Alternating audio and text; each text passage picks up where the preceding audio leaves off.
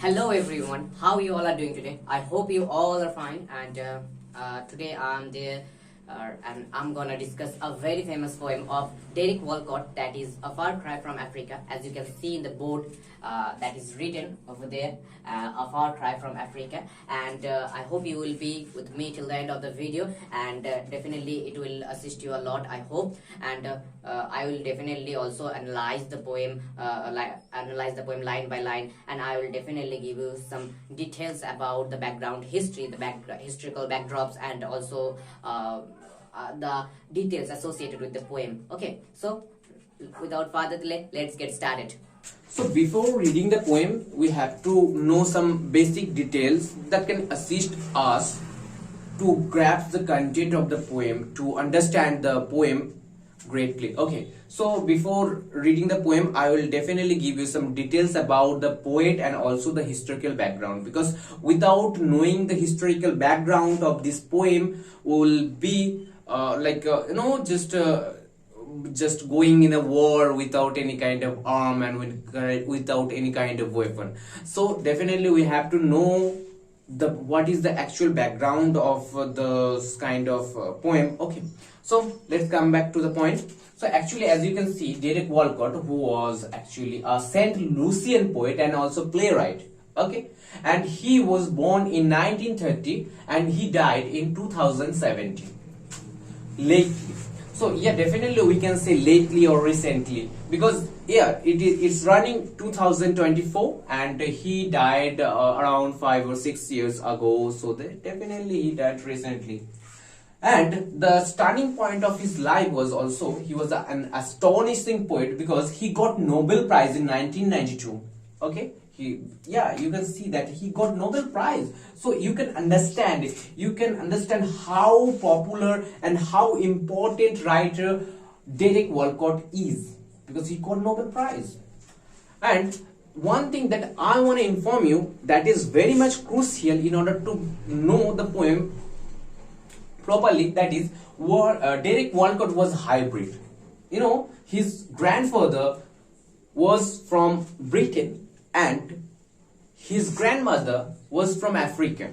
So actually the combination that we can see here, because Dere Walcott was from this kind of family, so he was kind of hybrid. So that's why throughout the poem we can see that he is just lamenting for any kind of incident that we will get to see while we will be analyzing the poem line by line. Okay, before that, let's come to some details of the poem. Actually, the poems was published in 1962. As you can see, I have written already in this board, and now we have to know about what is the reason behind that, why the poet Dere Walcott had to write such kind of poem. What is the reason behind that? The reason was actually he is lamenting throughout the poem, and one thing that we can see in the poem, that is the most dominant and the most powerful emotion that runs through over the poem is resentment towards his his nation, his own nation Africa, also resentment towards England also, I mean British, right? So actually, so first of all, I want to give you some historical background of that.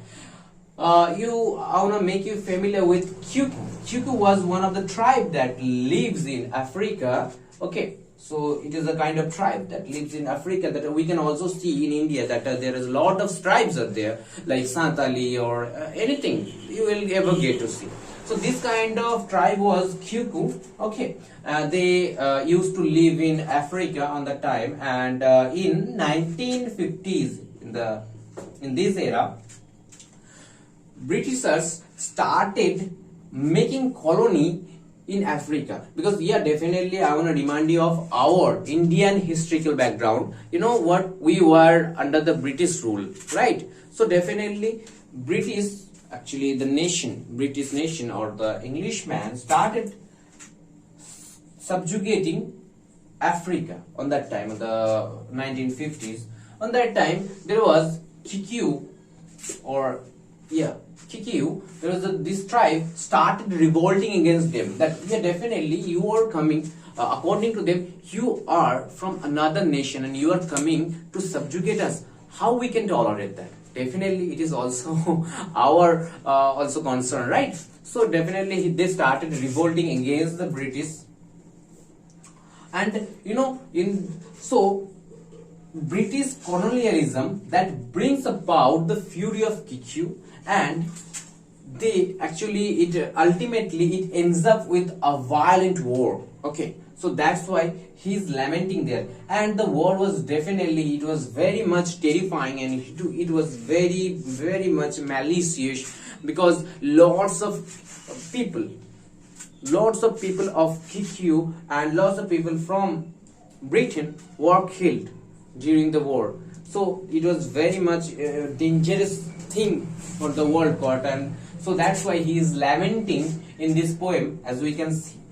Okay, so now you have to know about the Mau Mau uprising. What is Mau Mau uprising? As you can see, I have written that. What is the date of Mau Mau uprising? Actually, it was emerged in 1952, and it was lasted for 8 years, and it was ended in 1916. Okay, so what is Mau Mau uprising now? Mau Mau uprising is a kind of movement that was actually created by Kikyu tribe in order to battle against the Britishers. Okay, they started fighting, they started battling against Britishers. So that's called Mau Mau uprising movement.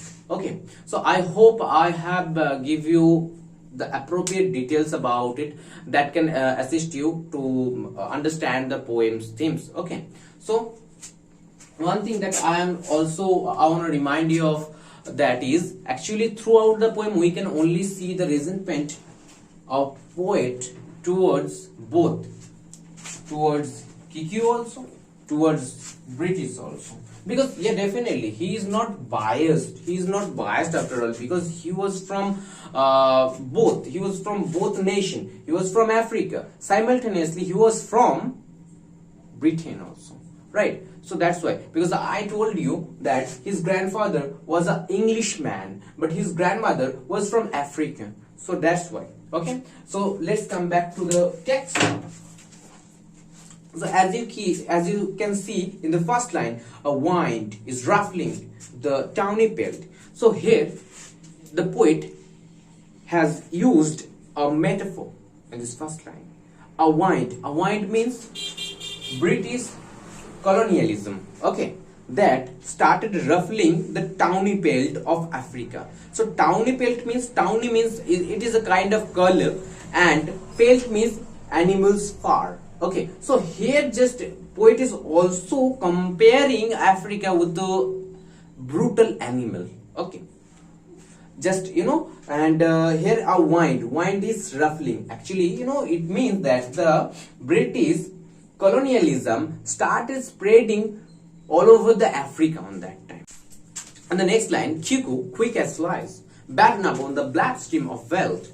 So Kikyu, as I told you, that this is the kind of tribe that was seen in Africa. So quick as flies, as you know what it seems like, someone is just driving out some flies from anything.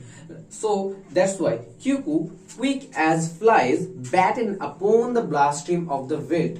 So wealth, now I want to make you obvious about the meaning of wealth and batten. Wealth means grassland, and batten means just sitting, like a batten means just sucking something from anything, okay, or just enriching himself or enriching herself. That is called batten. Okay, so that's why they are telling that Kikyu, quick as flies. It seems like a herd of flies are coming, and batten, just they are sitting on the bloodstream. What is the meaning of bloodstream? Bloodstream, why? Because as I told you that it was actually it foreshadows the result of the war, because lots of people from Africa were killed, and lots of people, those are from Britain, were killed also. So that's why they are just batten and sucking the bloodstream from the veldt. Actually, veldt means the grassland. The grassland of Africa was covered with the with the blood of common people. Okay, so that's why he is telling corpses are scattered through a paradise. So now, what does corpses means? Corpses means that actually the dead body. Okay, dead bodies are scattered. They are actually scattered in a just clumsy manner and haphazard manner. So actually, what they are just killing. It means that the mass killing is there, and they are just killing and just throwing the dead bodies here and there. That is means, okay, through a paradise. Through a paradise means, it is a kind of irony also. We can say that paradise, what does paradise mean? Paradise is a place where we can enjoy. But on that time, the Britishers, they used to see Africa as a paradise, because there is a lot of kind of things that can make them richer. So that's why. And if we also think about Africa, then definitely some images of Africa comes to our mind, that okay, Africa, how beautiful the places is. Actually, yeah, definitely there are lots of mountains, lots of trees, and lots of things. So yeah, definitely that's why it is a kind of irony, we can say, that he just satirically said that. Okay, so just only the worm colonel of carrier cries. So here the worm, only the worm means just actually the earthworm. We often say that it is a kind of species that use that sucks sustenance from dead bodies. So here here you can see only the worms colonel of carrions. Carrions means actually the dead bodies that's started melting. So it is called carrion. Okay, they actually what, so the poet is telling us that only the worm started crying. Crying is not just a lamenting or weeping. Okay, here crying means just they are speaking louder. Okay, waste no compassion on this separate death. So only the worm, they are only telling you that waste no compassion. Actually, why are you lamenting? The main thing is, why are you lamenting? No, don't lament. Don't lament upon this severed death. Actually, don't lament upon their death, because they are just battling against each other and they are just dying gradually. So yeah, definitely you need not to lament. Here is also a kind of ironic tone, and also there is a metaphor that you can see that only the worm. So only the worm means who were worms. Actually, the poet actually refers to the person and those who like the wars. Okay, and the war lover who intentionally make them furious in order to make the battle. Okay, so they are worms. Actually, the poet is comparing them with worm. So next, statistics justified, and the scholar says the salient of colonial policy. So statistics justified. Actually, after the war, lots of people were dead, and on that time, what did the government do? Just they started counting how many of the man, how many of the Kikyu, how many of the Britishers had passed away. Okay, so statistics justified. Actually, they did it very carefully, and they did it accurately. But and scholars means actually scholars means the intellectuals. Okay, the intellectuals were freezed, intellectuals were silent on that time, because as we can also see that intellectuals are those kind of person who do not speak in front of the appropriate place. Okay, instead they started just speaking behind such kind of things where he can be secure, because if you started speaking everywhere, then it will provide you some insecurity, right? So that's why.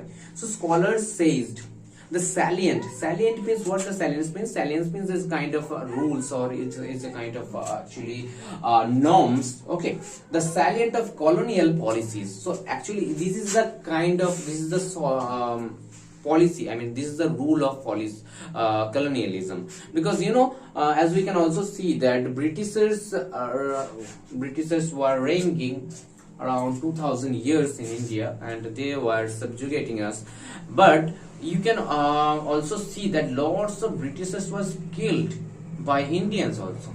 So that is the actually, to get something you have to sacrifice something. So that is the kind of thing lurking inside the poem. Okay, so what is that to the white child hacked in the bed? So it is actually a real incident that happens in Africa. Actually here the lions just satirically just lamenting, and also here he is just what can I say, just he is slandering Kikyu tribes, because on that time what happened, the Kikyu tribe attacked in the house of a Britishers, and on that time both the husband and wife was able to